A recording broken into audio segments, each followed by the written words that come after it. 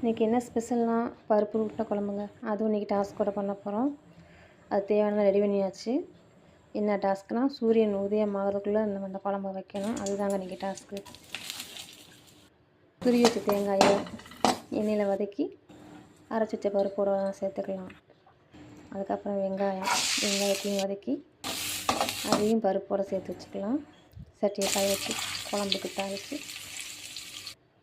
நம்ம குழம்புக்கு ரெடி பண்ணதும் சேர்த்துடலாம். அதையும் அதுக்குள்ளே இந்த பக்கம் உருண்டையை உருட்டி ரெடி பண்ணிக்கலாம்.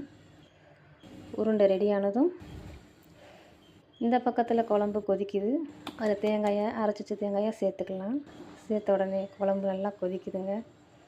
அதில் ஒவ்வொரு உருண்டையாக தூக்கி அதில் போட்டு குழம்பு நல்லா கொதிக்க விடலாம். குழம்பு 5 நிமிஷம் தாங்க. உருண்டை உடையாமல் எப்படி ரெடி ஆகுதுன்னு பார்க்கலாம். குழம்பு ரெடி, உருண்டையும் ரெடி.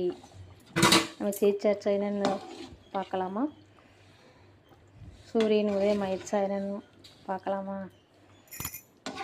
சூரியன் இப்போ தான் ஆரம்பிக்கிறாரு. அது